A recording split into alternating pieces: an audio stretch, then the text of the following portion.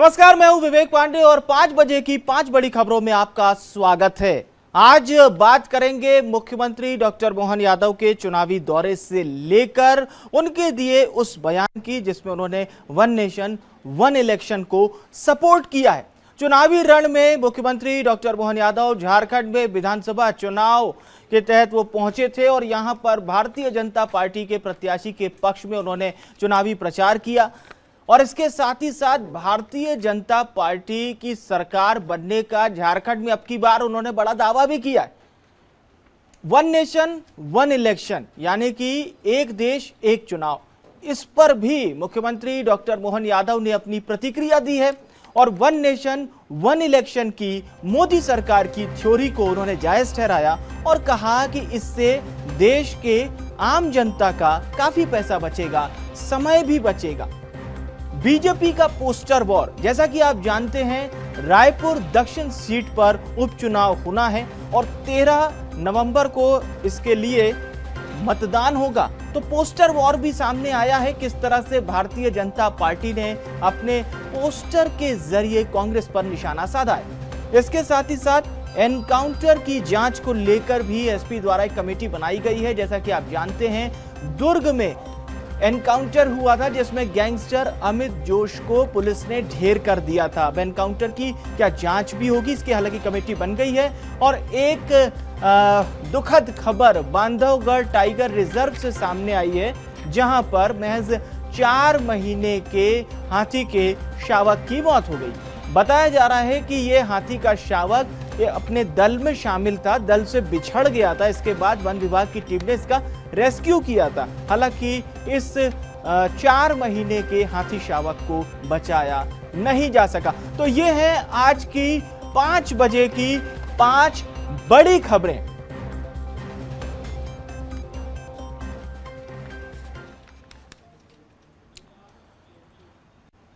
तो झारखंड में विधानसभा चुनाव हो रहे हैं और मुख्यमंत्री डॉक्टर मोहन यादव यहां बीजेपी प्रत्याशी के पक्ष में चुनावी प्रचार करने पहुंचे। भारतीय जनता पार्टी के पक्ष में उन्होंने माहौल बनाया और इसके साथ ही साथ जीएमएम यानी कि झारखंड मुक्ति मोर्चा के प्रमुख हेमंत सोरेन पर जमकर निशाना साधा। उन्होंने इस सरकार को भ्रष्टाचार की सरकार बताया और इसके साथ ही साथ भारतीय जनता पार्टी की सरकार बनने का झारखंड में बड़ा दावा भी किया। अंबानी बोलते हुए एक एक घोषणा पत्र में आपके हित की बात जो कही है भाजपा ने, वो एक एक बात का पालन होगा, कोई बात कम नहीं रहने वाली है। हमारी गोगो दीदी योजना भी जोरदार ताली बजाओ, ये है भाजपा। बहन बेटियों के लिए जो कहती है वो करके दिखाती है। हमने मध्य प्रदेश में 1250 दिए, लेकिन आपके यहाँ बीच में चोरों की सरकार लंबी चल गई तो आपको डबल कर दिया, 2100 रुपए आपको भी मिलने वाले हैं। और किसान, पहली बार इस देश के अंदर ऐसा हुआ है। मैं भगवान कृष्ण से किसान के संबंध को भी देखता हूं। हमारे लिए तो ये मोर मुकुट जब बनता है तो सोना चांदी भी कम पड़ता है।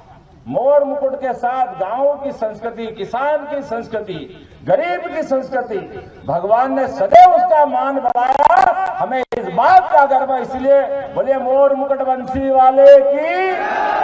उस असंभव से भी असंभव काम को संभव कर दे, वही तो देवता होते हैं। और देवता तो ठीक है, आप देवता के घर में ही विराज गए, इससे बढ़कर क्या है, ये आशीर्वाद आपको मिला। और हमारी पार्टी का भी सौभाग्य है। मित्रों, मैं मध्य प्रदेश की धरती से आपके बीच आता हूं और वर्तमान के दौर में आज बदलते समय के साथ जब देवघर के अंदर हम इस चुनाव में अपनी बात कर रहे हैं तो हमको हमारी सनातन संस्कृति की तरफ भी देखना पड़ेगा। हमको एहसास होगा कि हाँ, हम चुनाव में चुनाव जीतना चाहते हैं, चुनाव लड़ना चाहते हैं। तो चुनाव लड़ना क्यों चाहते हैं, चुनाव को लड़ने के पीछे कारण क्या है, मैं जवाबदारी के साथ कहना चाहूंगा। ये हमारी पार्टी की विशेषता है कि हम अपने इस देश को नंबर 1 का देश बनाना चाहते हैं, इसलिए चुनाव लड़ना चाहते हैं। और इस खबर पर भोपाल से हमारे सहयोगी मनोज राठौर हमें ज्वाइन कर रहे हैं। मनोज जी, जिस प्रकार से हम लगातार देख रहे हैं मुख्यमंत्री डॉक्टर मोहन यादव झारखंड का दौरा हो, महाराष्ट्र का दौरा या उपचुनाव का, लगातार चुनावी मैदान में हैं, भारतीय जनता पार्टी के पक्ष में चुनावी प्रचार कर रहे हैं और आज उन्होंने भारतीय जनता पार्टी की सरकार बनने का एक बड़ा दावा भी इन चुनावी मंचों से किया है।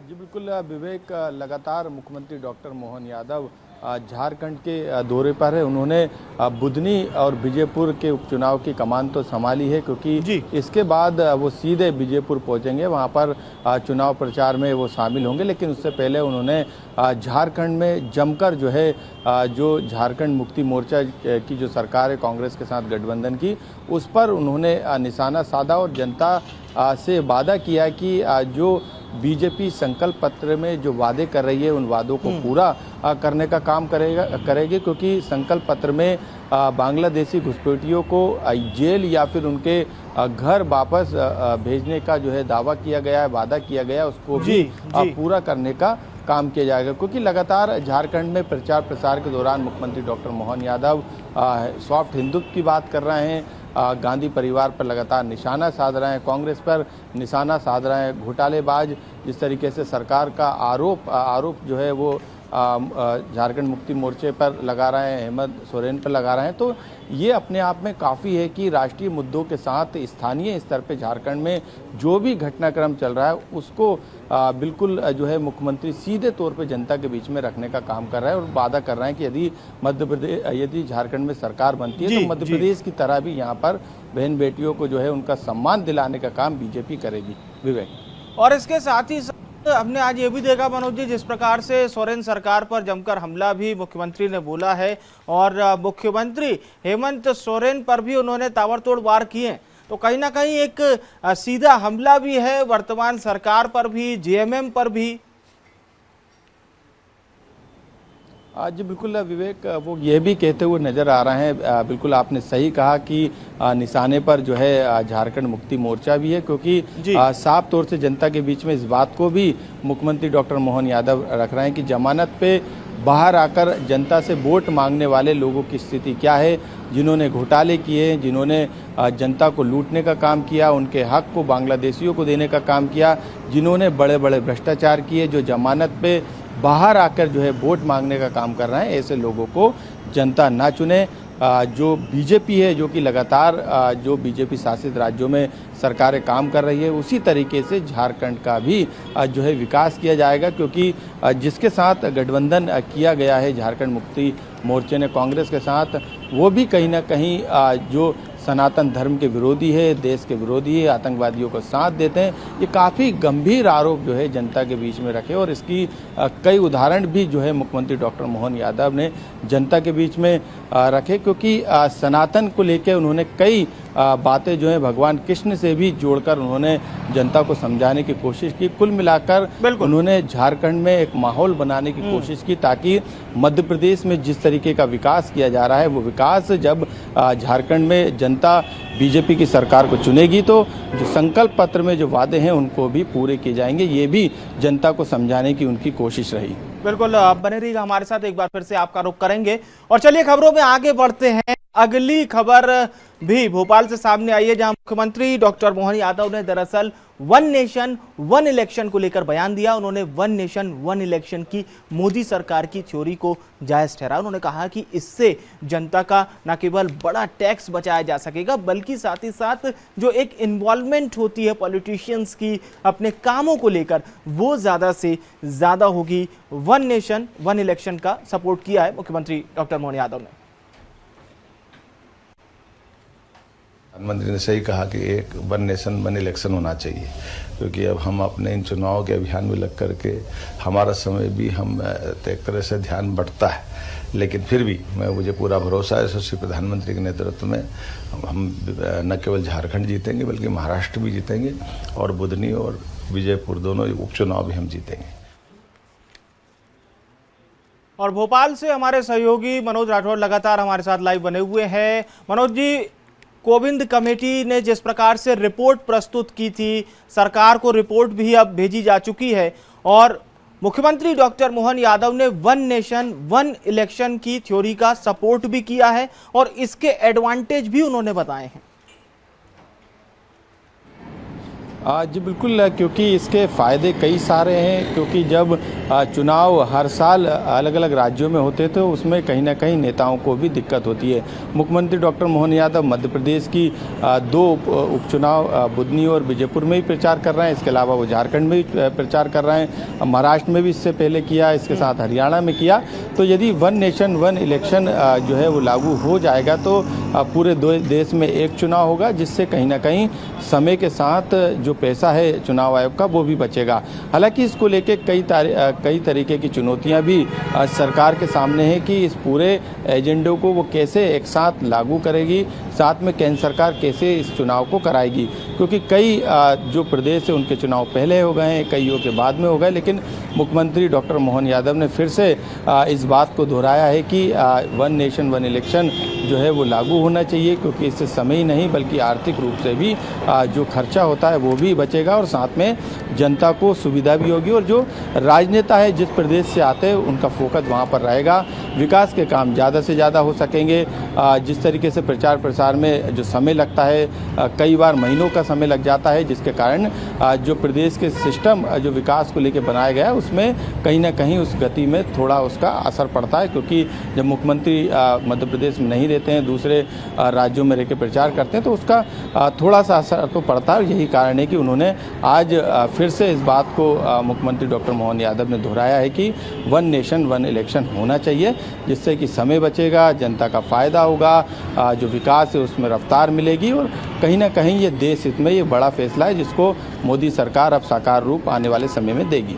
चलिए, बहुत बहुत शुक्रिया आपका हमारे साथ जुड़ने के लिए और तमाम जानकारी दर्शकों तक बताने के लिए। खबरों में आगे बढ़ते हैं और ये खबर सामने आई है, रायपुर दक्षिण उपचुनाव का जो महासंग्राम जारी है। भले ही एक विधानसभा क्षेत्र में उपचुनाव हो रहा हो, लेकिन जो पोस्टर वॉर जारी है और इसी कड़ी में बीजेपी ने कांग्रेस पर वार करते हुए पोस्टर जारी किया है।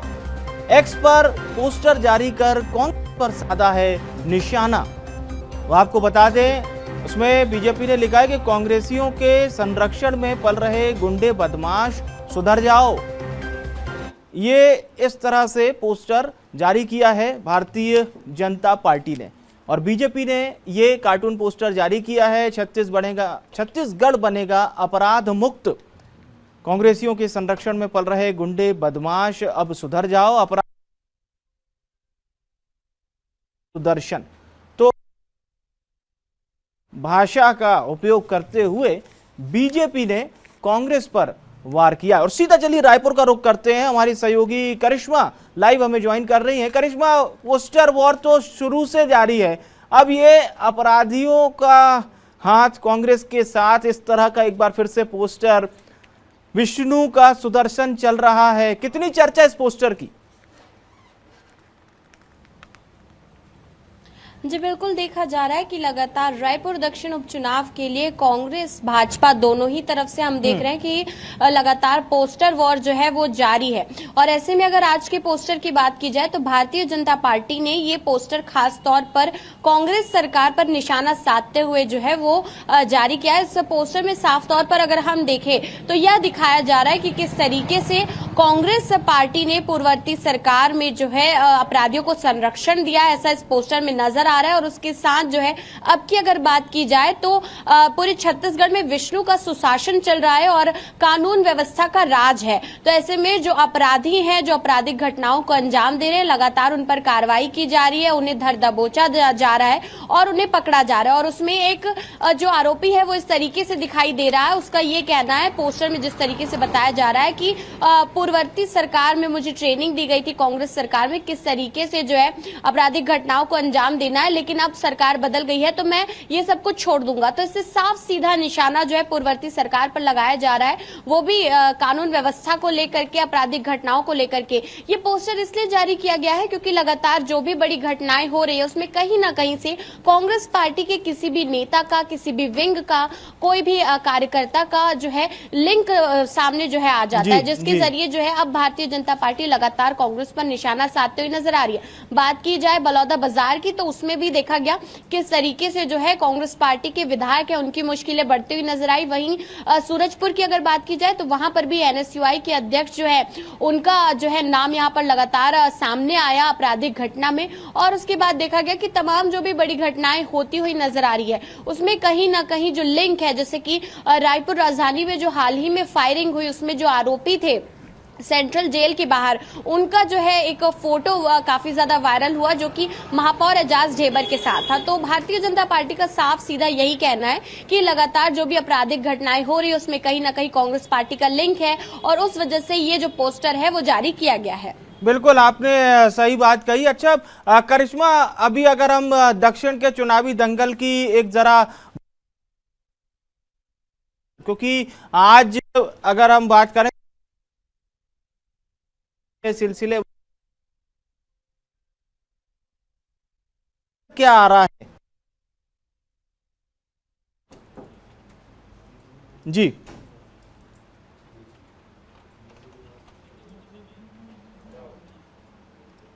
तो देखा जा सकता है कि रायपुर दक्षिण में मुद्दे तो बहुत नजर आ रहे हैं और जनता के मुद्दे जो हैं वो लगातार जनता कहती हुई नजर आ रही है। और बात की जाए कांग्रेस और भाजपा की तैयारियों की तो देखा जा सकता है कि कांग्रेस भाजपा दोनों की तैयारियां जो है वो काफी ज्यादा तेज नजर आ रही है, क्योंकि प्रचार प्रसार के लिए भी अब देखा जा रहा है कि एक ही दिन बचा और उसे लेकर के किस तरीके से जो कांग्रेस पार्टी है वो अपने बड़े दिग्गज नेताओं को मैदान में उतारती हुई नजर आ रही है। वहीं बात की जाए भारतीय जनता पार्टी की तो बृजमोहन अग्रवाल लगातार मैदान में उतरते हुए नजर आ रहे हैं। बृजमोहन अग्रवाल की अगर बात की जाए तो कोई भी ऐसा पोस्टर नहीं है जिसमें सुनील सोनी प्रत्याशी है और उनके साथ बृजमोहन अग्रवाल की फोटो ना हो, क्योंकि बृजमोहन अग्रवाल की इमेज काफी बड़ा इम्पैक्ट जो है इस उपचुनाव में दे सकती है। और वहीं बात की जाए कांग्रेस पार्टी की तो देखा जा रहा है कांग्रेस पार्टी के जो है पूर्व मुख्यमंत्री भूपेश बघेल वो प्रचार प्रसार करते कल रोड शो करते नजर आए। उसके साथ सचिन पायलट का दौरा रहा, 2 बड़ी जनसभाओं को उन्होंने रायपुर दक्षिण में संबोधित किया और उसके साथ तमाम बड़े जो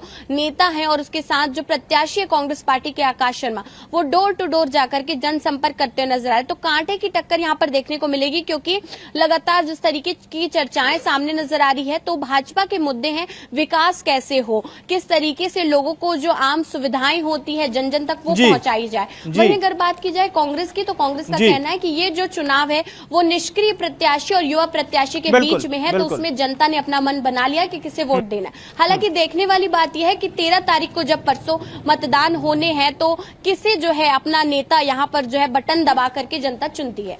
बिल्कुल सही कहा करिश्मा आपने, बने रहेगा हमारे साथ। एक बार फिर से आपका रुख कर रहे हैं और चलिए अब खबरों में आगे बढ़ते हैं। प्रदेश के एनकाउंटर पर खूब चर्चा भी हो रही है। भिलाई दुर्ग की खबर है, आपको याद होगा अमित जोश को, गैंगस्टर था अमित जोश, जिसे एनकाउंटर में ढेर कर दिया गया था और अब एसपी ने 3 सदस्यीय कमेटी का ऐलान किया है। लंबे समय से अमित जोश जो कि एक गैंगस्टर था, लोगों में उसकी दहशत हुआ करती थी, वो फरार चल रहा था। 25-26 जून 2024 की रात फायरिंग कर उसने 2 लोगों पर जानलेवा हमला भी किया था। जयंती स्टेडियम के सामने पुलिस के साथ उसकी मुठभेड़ होती है, जिसमें अमित जोश पुलिस पर फायरिंग करता है और जवाबी फायरिंग में वो मार दिया जाता है। हत्या के मामले में वो जेल भी जा चुका था, 40 से ज्यादा मामले उसके ऊपर दर्ज थे। अमित जोश के एनकाउंटर के बाद आम जनता ने राहत की सांस ली। तो आपको बता दें ये जिले का तीसरा एनकाउंटर कहा जा रहा है। 2005-2010 में भी एनकाउंटर हुआ था। बहरहाल 3 सदस्यीय कमेटी का ऐलान एसपी द्वारा किया गया है जो इस पूरे मामले की जांच करेगी। तो क्राइम सीन का इन्वेस्टिगेशन ये टीम करेगी। Durg city ASP Sukhnandan Rathore team की मॉनिटरिंग भी करेंगे और 3 सदस्यीय टीम का गठन किया गया। एक बार फिर से हम रायपुर का रुख करते हैं। हमारी सहयोगी करिश्मा लगातार हमारे साथ लाइव बनी हुई है। करिश्मा, ये एनकाउंटर जिसमें प्रदेश के सियासी गलियारों में भी खासी चर्चा हुई और आम जनता ने भी राहत की सांस ली। बहरहाल अब 3 सदस्यीय कमेटी का गठन किया गया है, क्या कुछ जानकारी है किस तरह से इन्वेस्टिगेशन ये टीम करेगी? जी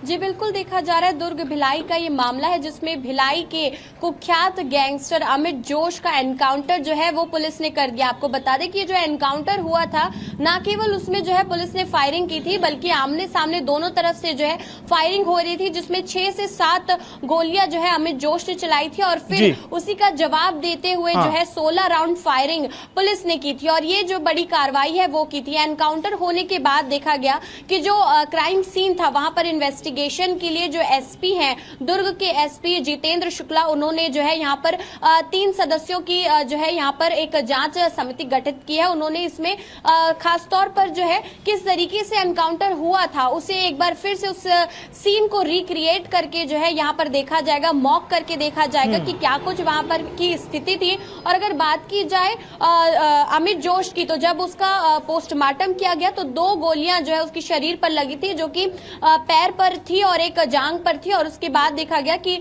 उसका जो एनकाउंटर था उसे लेकर के अभी तक लगातार जो है सियासत भी हमें देखने को मिल रही है। हालांकि 12 साल बाद ऐसा एनकाउंटर देखने को मिला है और देखा जा सकता है भारतीय जनता पार्टी की सरकार आने के बाद ये पहला एनकाउंटर है। और इस एनकाउंटर को लेकर के चर्चाएं पूरे प्रदेश में है, क्योंकि लगातार जो आपराधिक घटनाएं घट रही थी, लोग कहीं ना कहीं ऐसे लोगों से परेशान थे। 50 से ज्यादा केसेस अमित जोश पर जो है हत्या के प्रयास के, साथ ही में मारपीट के, लोगों को परेशान करने के, इन तमाम चीजों पर जो है आपराधिक जो प्रकरण थे उस पर दर्ज थे और एक बड़ी कार्रवाई जो है यहाँ पर पुलिस करती हुई नजर आ रही है। तो कहीं ना कहीं ये राहत की सांस प्रदेश की जनता को भी देता है कि आगे भी अगर इस तरीके के जो गैंगस्टर्स एक्टिव नजर आ रहे हैं, पुलिस इसी तरीके की कार्रवाई उस पर करती नजर आएगी। अगर इस कार्रवाई की बात की जाए तो देखा जा सकता है कि पुलिस जो है 3 सदस्यों की टीम जो है उन्होंने गठित कर दी और जल्दी इन्वेस्टिगेशन सीन पर जाकर के रिक्रिएट किया जाएगा कि कैसे एनकाउंटर हुआ था, क्या कुछ सिचुएशन थी उसके चलिए तो अब इन्वेस्टिगेशन इस पूरे मामले में की जाएगी। बहुत बहुत शुक्रिया करिश्मा आपका तमाम जानकारी दर्शकों तक पहुंचाने के लिए। खबरों में आगे बढ़ते हैं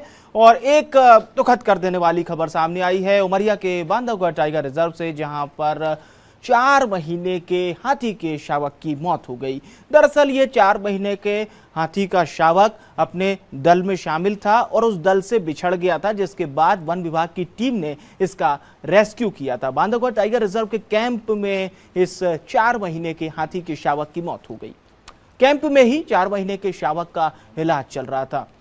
तो ये दुखद खबर सामने आई है बांधवगढ़ टाइगर रिजर्व से और हमारे सहयोगी के पांडे हमें ज्वाइन कर रहे हैं।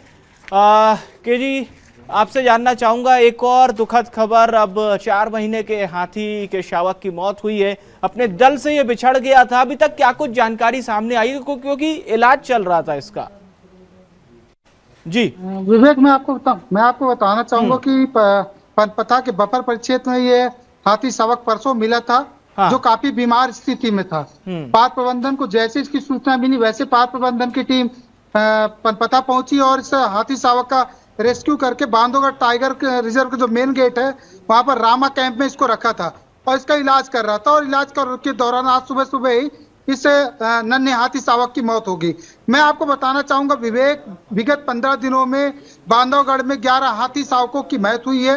13 हाथियों का झुंड जो है पनपथा, पतौर, कितौली के जो सीमावर्ती क्षेत्र है वो सलखनिया में विचरण कर रहा था और वहां पर कोदो खा के इन हाथियों का जो झुंड है वो बीमार हुआ था।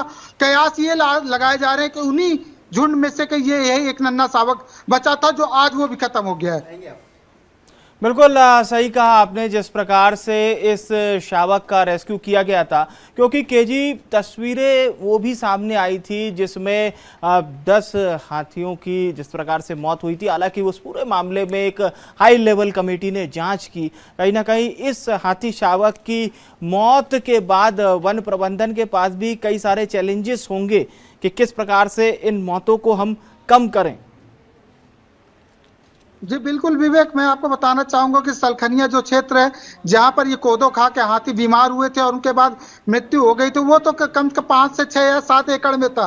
लेकिन बांधवगढ़ का जो बफर क्षेत्र है उसमें हजारों एकड़ से ज्यादा की जो जमीन है वहां पर कोदो की खेती होती है। और बांधवगढ़ के अलग अलग क्षेत्रों में चाहे वो हाथी हो या अन्य जंगली जानवर विचरण करते हैं, तो इन कोदों से पार्क प्रबंधन को जानवरों से बचा पाना एक बड़ी चुनौती होगी। सही कहा आपने, बड़ी चुनौती होगी जिस पर वन प्रबंधन को और भी ज्यादा काम करना होगा। बहुत बहुत शुक्रिया हमारे साथ जुड़ने के लिए और तमाम जानकारी हमारे दर्शकों तक पहुंचाने के लिए।